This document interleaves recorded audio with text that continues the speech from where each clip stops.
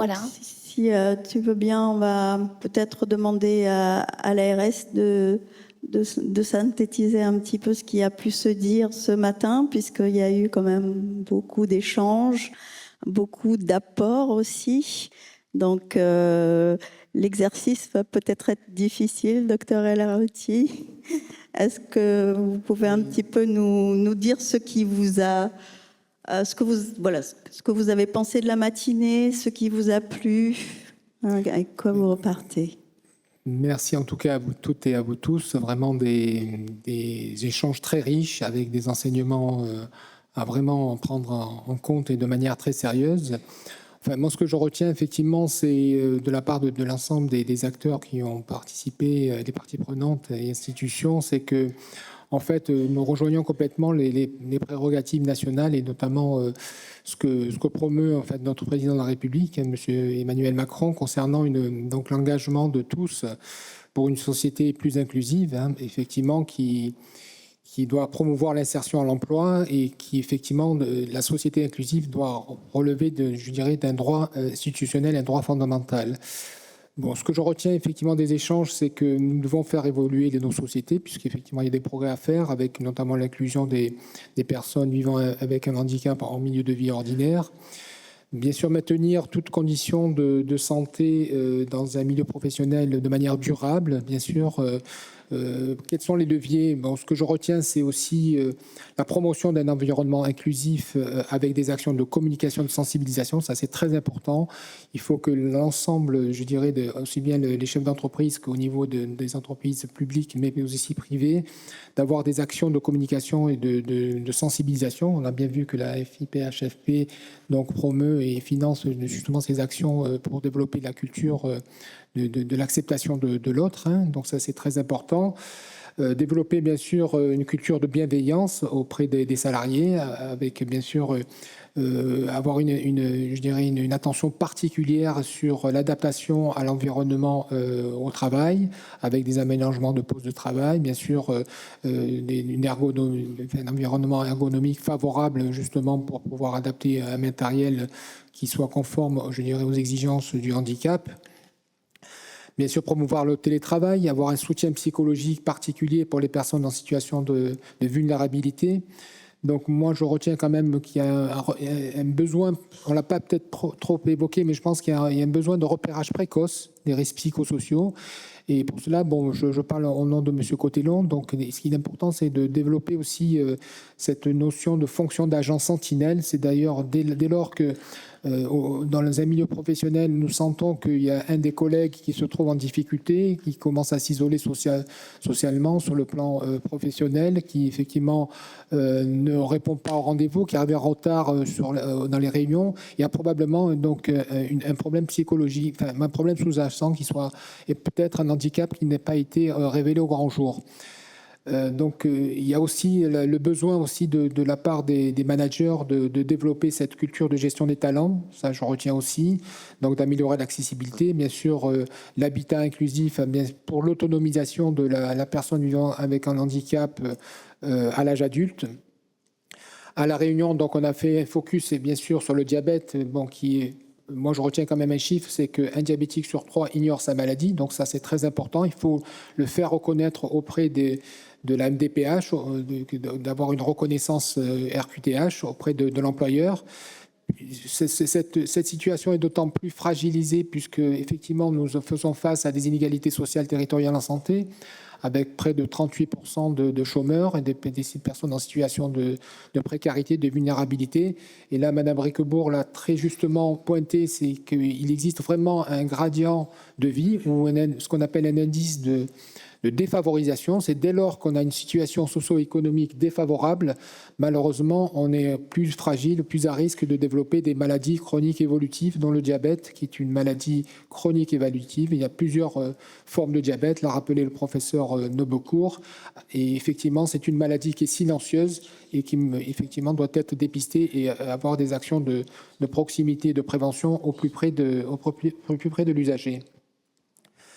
Donc, ce que je retiens aussi, c'est qu'il faut bien sûr inciter les personnes à avoir des démarches administratives, donc de reconnaissance, telle que je l'ai dit tout à l'heure, de son handicap dans le cadre de la RQTH auprès de la MDPH, bien sûr, de s'en référer à Cap Emploi, bien sûr à la médecine du travail, puisque l'a cité monsieur et chers confrères, donc le besoin effectivement d'avoir une adaptation de poste au travail, que effectivement la qualité de vie est très importante et éviter tout à fait un risque de désordre psychologique. Donc un soutien psychologique en parallèle est tout à fait notable.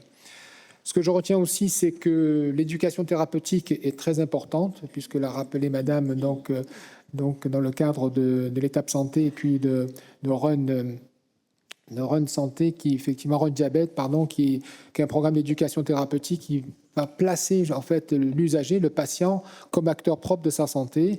L'ARS aussi a des projets dans le cadre du projet régional de santé de pouvoir promouvoir des initiatives territoriales sur des appels à projets pour désigner des patients partenaires. Ce sont des patients qui, effectivement, couplent le personnel soignant et soigné, qui permet effectivement de mieux comprendre la maladie chronique, comment se comporter, comment, bien sûr, agir au plus près des déterminants de santé pour améliorer en termes de prévention et de prise en charge la maladie chronique évolutive. C'est bien sûr des patients experts, ce sont des personnes qui sont effectivement ont eu un long vécu. Donc la personne ici en face de moi, donc au shore, donc qui a effectivement très explicitement et remarquablement démontré ce que c'était que la maladie diabétique et qu'on pouvait vivre tout à fait normalement, bien sûr. C'est un handicap invisible, il faut le reconnaître, mais effectivement, dès lors qu'on a un suivi, une prise en charge tout à fait honorable et régulière, on peut effectivement vivre avec cette maladie. Donc, ce patient expert permet effectivement et le savoir expérientiel, l'engagement de ce patient expert permet effectivement de donner un petit peu le fil conducteur pour les autres patients et pouvoir mieux vivre avec sa maladie.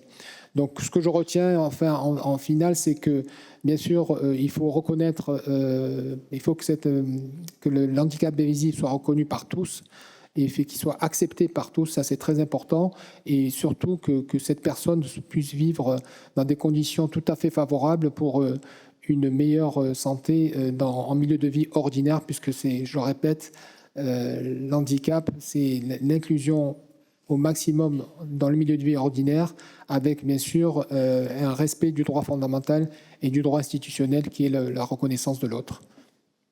Merci à vous.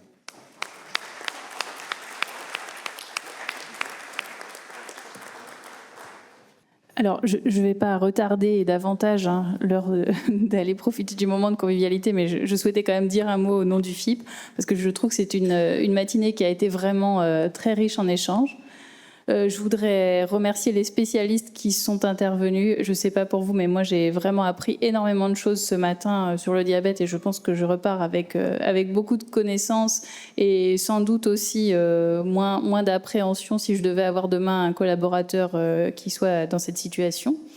Merci à tous les organismes qui sont venus aussi pour apporter leur connaissance, leur savoir-faire, les associations qui démontrent qu'il y a vraiment un dynamisme sur le territoire, alors qui répond à un besoin, parce qu'on a vu les chiffres et ils sont édifiants. C'est clair qu'il faut avoir un bon niveau de prise en charge. Mais j'ai trouvé que vraiment les paroles étaient aussi très éclairantes et donnaient aussi beaucoup d'espoir sur la prise en charge. Je voudrais adresser un remerciement tout particulier aux témoins parce que c'est toujours très difficile de venir parler de soi et vraiment merci d'avoir fait ce pas de venir ce matin nous expliquer en quoi consiste le quotidien d'une personne qui est atteinte de diabète et comment, c'est là où c'est beau, comment on arrive à s'insérer, à rester en emploi. Donc encore merci. Merci pour tous les participants parce qu'il y a eu quelques questions qui ont circulé. J'ai trouvé que c'était vraiment interactif et finalement on a un peu pu jouer les naïfs grâce aux petits cartons. Donc ça c'était aussi agréable pour se perfectionner sur la connaissance du sujet. Et moi, je me félicite vraiment de voir un écosystème aussi riche, aussi dense pour accompagner le handicap sur ce territoire. Et j'ai senti beaucoup d'engagement, beaucoup de motivation. Et je vais retourner au FIP forte de ça à Paris. Je pense qu'on a rempli ce matin notre objectif avec cette étape du Tour de France, qui était de rendre visible ce qui est invisible. Donc là, maintenant, je pense qu'on est tous plus calés sur le sujet. Ce matin, on a parlé de handicap, mais on a aussi beaucoup parlé de professionnels et de compétences. Et ça, je pense que c'est aussi quelque chose qui est important quand on aborde ces sujets. Et enfin, on a démontré que c'était possible de travailler avec du diabète. Donc, c'était bien l'objectif de notre Tour de France. En tout cas, merci à tous et je vous invite à nous retrouver pour le moment de convivialité et pour poursuivre ces échanges.